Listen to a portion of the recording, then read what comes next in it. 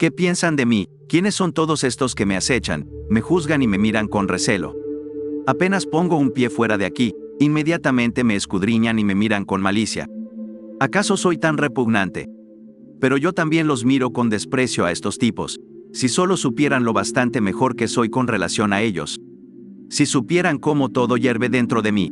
Si supieran, me implorarían, me exigirían que me expresara y mostrarían amablemente la nuca para recibir algunas caricias. Me harían su Mesías, su príncipe, su profesor. Pero yo nunca hablo con la gente, porque de todos modos no me escuchan.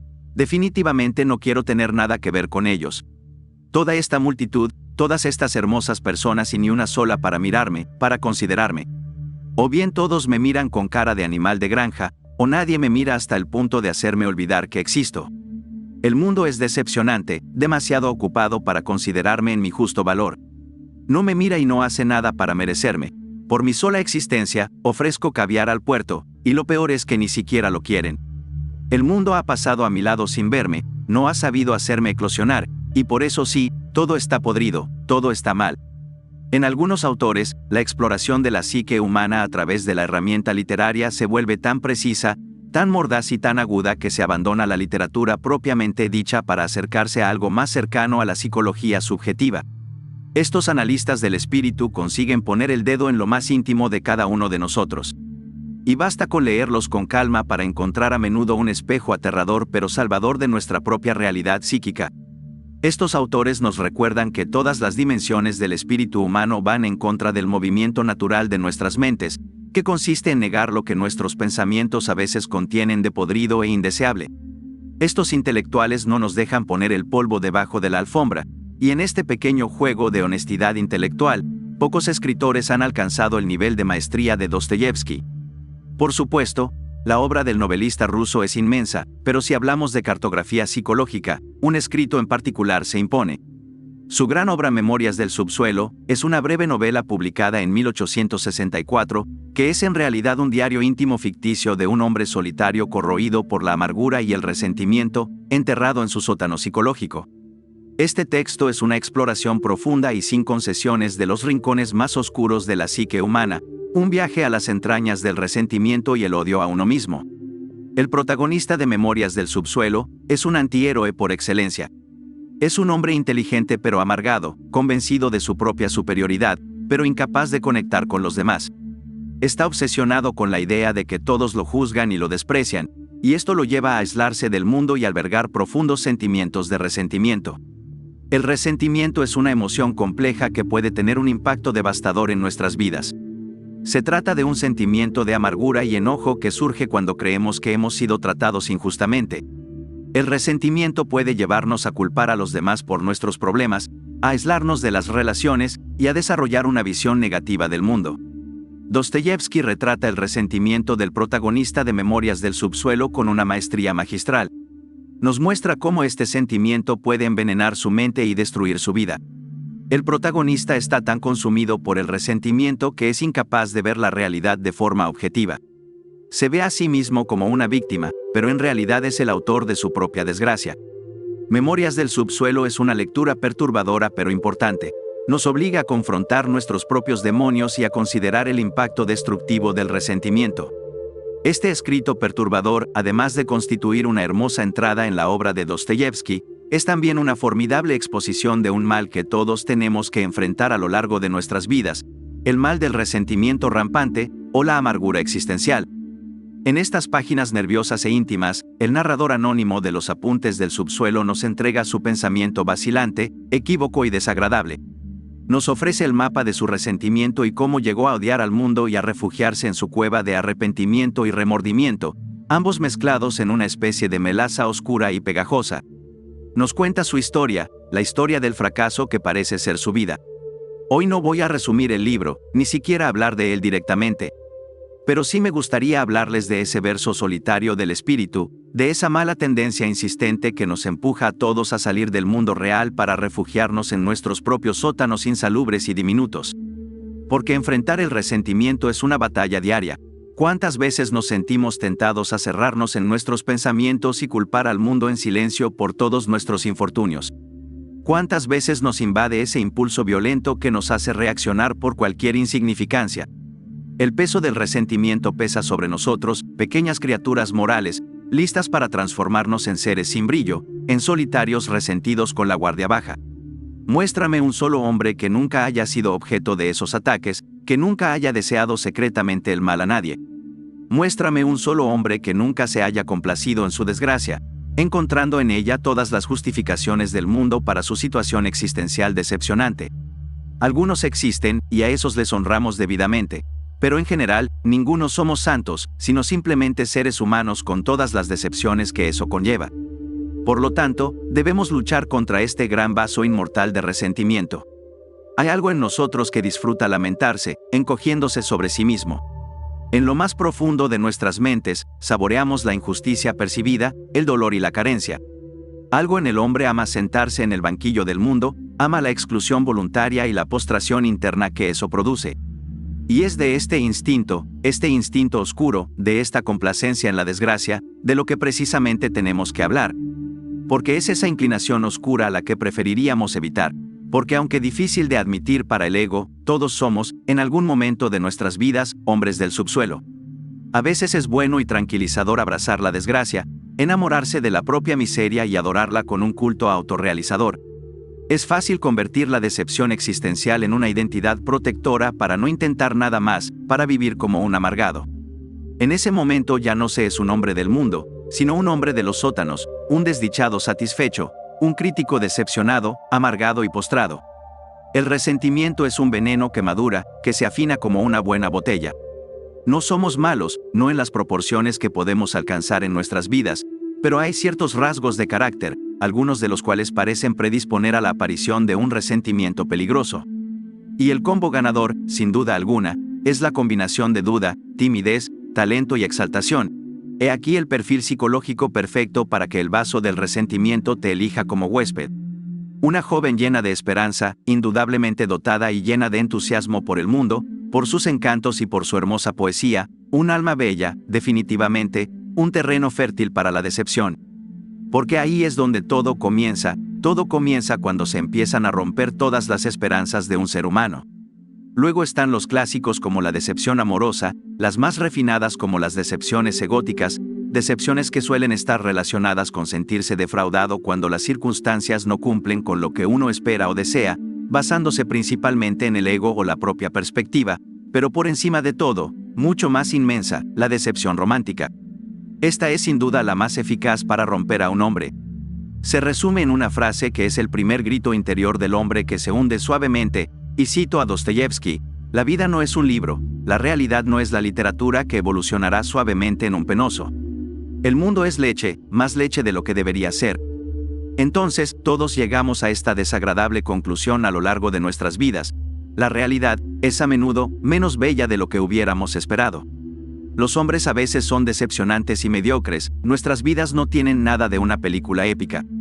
La vida adulta presenta frecuentes recordatorios dolorosos, pero el individuo emergente del subsuelo responde de forma notablemente distinta a estas decepciones menores del día a día.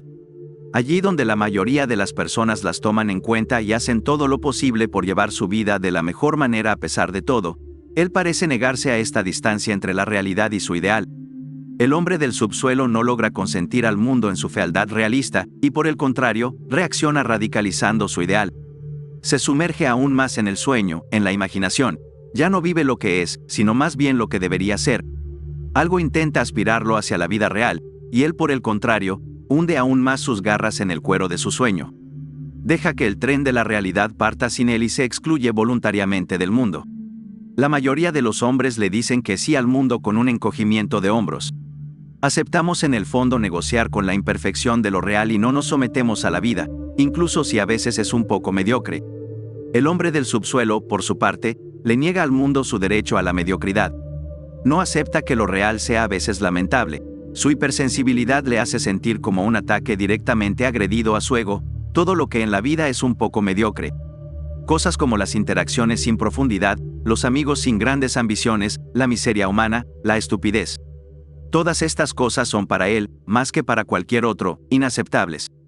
Esta actitud puede comenzar muy temprano, casi en la infancia. Por ejemplo, al huir de la confrontación con el mundo de todas las maneras posibles e imaginables.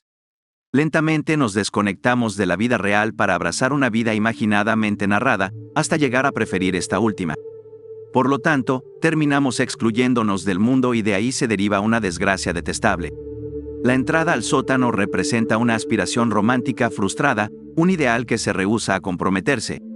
Es allí donde frecuentemente el arte encuentra su inspiración inicial, en una búsqueda estética que desprecia lo vulgar. Sin embargo, si no podemos controlar esta caída, nos adentramos en una espiral descendente mucho más peligrosa. El hombre del subsuelo, al negarse a consentir al mundo, alimenta poco a poco su decepción. El mundo se convierte para él en un dolor permanente y cada pequeño recordatorio del carácter decepcionante de la realidad parece atacarle en pleno corazón. Uno se siente tentado a decirse, y cito a Dostoyevsky, pero este hombre del sótano, solo tiene que luchar por la belleza o por la causa. Solo tiene que convertirse en artista, hacer poesía o comprometerse en política. Pero al final, poco importa. Pero ahí está el truco, ahí se encuentra precisamente el genio de Dostoyevsky en este pequeño libro, y es el recordatorio de algo que sabemos pero que fingimos ignorar, y es que el hombre ama su desgracia. Su sufrimiento es el precio que nuestro hombre del subsuelo tiene que pagar. Eso es lo que termina por decirse a sí mismo, la historia que termina por contarse, su exclusión se convierte en su hermoso privilegio. A partir de entonces, los hombres vivos, los hombres sin sótano, los hombres de arriba, los hombres vivaces y alegres, se convierten para él, en el fondo, en una especie inferior que carece de refinamiento. La felicidad es un privilegio de imbéciles, eso es lo que termina por decirse en el fondo de su cueva. Y a partir de ese momento, la puerta del sótano comienza a cerrarse suavemente. Para mí, que se conforme con su exclusión y que la vea como una forma de superioridad moral, es tirar la llave de la puerta de su vida. A medida que profundizamos, las cosas se vuelven más pesadas. El hombre del sótano se carcome por dentro y encuentra un pequeño placer secreto y tan agradable que adora su papel de parásito invisible. Pero cuanto más arraiga en el fondo de su cueva, menos capaces de actuar en el mundo. Se convierte en lo que podríamos llamar un hombre indirecto, cada vez más lejos de los hombres y de su vida imperfecta. Ya no posee ninguna espontaneidad, en pocas palabras. Se desadapta de la vida y su cuerpo olvida cómo vivir. El menor encuentro con un desconocido o un vago conocido se convierte para él en una tortura de nervios. Está perpetuamente crispado, plagado de tensión e inhibición, contenido de renuncia y remordimiento. Es el excluido o el centro de atención. Debe pensar en toda situación social, pasa más tiempo preguntándose cómo comportarse que dejándose llevar por la pasión de la vida. Siempre está preocupado por su imagen, y sin embargo, no hace nada para mejorarla. Vive en un fantasmagórico permanente de su propia importancia. Toda espontaneidad lo abandona, toda situación social moviliza sus neuronas como ningún otro trabajo intelectual. Un simple apretón de manos inesperado provoca 1000 interrogantes, lo que hace que la paranoia se intensifique. Se inventa enemigos imaginarios, adversarios que no saben nada de su existencia. Los convierte en ídolos que cargan con toda su furia, todo su ser rumia su deseo de venganza contra un mundo que lo ha rechazado, que no ha sabido valorarlo como merece. Aunque no lo reconozca, esta actitud sigue siendo la opción menos dolorosa que ha encontrado para vivir. Se aburre y debe ocupar su mente, así que se inventa 1000 y una cosa. Pero en verdad, su amabilidad no tiene impulso, su rabia es muda y sin furia, su amor no es natural, su irritación es completamente inmóvil. Ya no vive su vida, sino que la piensa. Hierve en el lugar, pero no puede hacer nada más. Ya no tiene medios de acción en el mundo y terminaría inevitablemente por ridiculizarse si un día osara intentar algo. Y sin embargo, increíblemente, disfruta de esta situación. Ya no comprende de dónde viene su pena existencial y termina por considerarla como un requisito indispensable de su existencia, una especie de hechizo inevitable. Su destino es ser un hombre crispado y odioso, vengativo y fracasado. Es su último placer, y se dice a sí mismo, soy un fracasado, porque soy demasiado bueno para el mundo. Finalmente, se establece una profunda soledad que, como un adolescente rebelde, busca desesperadamente sentirse vivo, sin importar los medios. Puede perdonar todo excepto que no lo noten, por lo tanto, hace daño para sentirse vivo, por paradójico que pueda parecer. Daña para relacionarse con los demás, y daña a los vivos para adecuarse con la vida. Ahí es donde el sótano te lleva, según Dostoyevsky, a ser una pequeña mosca que busca por todos los medios la atención maligna de sus semejantes para obtener un poco de oxígeno pasajero. Es la insignificancia sentida la que transforma a un hombre en un monstruo que, además de hacerle fallar en su vida, lo convierte en un ser malvado para los demás. Así es como uno se convierte en un hombre achaparrado, encorvado, malvado y triste, y en el fondo, de esta forma es como se arruina por completo una vida. Pero no todo es desesperación, aquí debemos concluir con el descenso. Todo lo anterior nos lleva a hacernos la siguiente pregunta: ¿cómo se sale de este condenado sótano de la mente? Primero, debemos admitir que encontramos placer estando en ese sótano, porque mientras sigamos jugando a estar en dos bandos con nosotros mismos, mientras no seamos completamente honestos con nuestras posturas de vida y sigamos mintiéndonos, nada podrá cambiar. Entonces sí, en esta postura de exiliado intelectual, de malvado, de criticón del mundo y de parásito, todos encontramos una voluptuosidad inmensa, una vez que lo admitimos en el fondo de nuestra alma. Ya ese simple hecho nos hace sentir un poco mejor. Dejen de pensar en sí mismos como seres totalmente morales y angelicales. Si lo son, es porque también les conviene, por ridículo e ingrato que sea. El resentimiento achaparrado y gris es una postura cómoda, y debemos admitirlo. Lo que realmente nos va a costar es salir de nuestra reconfortante cueva, y por supuesto, eso va a doler un poco. Entonces, tal vez estén llamados a un gran destino, no lo sé, y nadie lo sabe. Sin embargo, lo que sí sé es que la mejor manera de arruinar nuestra vida y sufrir al mismo tiempo, es estar irremediablemente convencidos de que somos geniales y no hacer nada para concretar ese genio por suficiencia o pereza elitista, y luego pasar el resto de la vida quejándonos y pensando en nosotros mismos como artistas condenados y agraviados, o culpando al mundo de nuestro propio fracaso. En realidad, tenemos dos opciones: bajar nuestras exigencias hacia nosotros mismos y conformarnos con lo aceptable, lo que es totalmente honorable e incluso valiente en algunos casos, o conservar la magnífica ambición, pero ponernos a trabajar de forma concreta lo antes posible. Si no decidimos ninguna de las dos anteriores, seremos los arquitectos de nuestra propia desgracia. Debemos enfrentarnos al mundo, necesitamos a los demás, necesitamos una mano en el hombro algunas veces, necesitamos conocer a gente interesante, perturbadora y simpática. El mundo no es la cosa terrible y agresiva que pasan su tiempo pintando para convencerse de no ir a su encuentro. Una vez más, es una postura de comodidad, y permítanme decirlo, el malestar social, la paranoia y la timidez, todas estas cosas son parásitos que no deberíamos alimentar. No les digo que se transformen en seres prosociales, ya que probablemente esto sea ir en contra de sus propias convicciones. En cambio, se trata de tener la opción de pasear por el mundo y explorar lo que tiene que ofrecernos. El mal es no atreverse a presentarse a la existencia, y acabar uno mintiéndose, diciendo que de todas formas no hay nada para nosotros ahí fuera. No se mientan a sí mismos transformando sus desafíos aterradores en un destino fatal. Siempre recordemos que no estamos condenados a llevar una vida desgraciada, solitaria y achaparrada.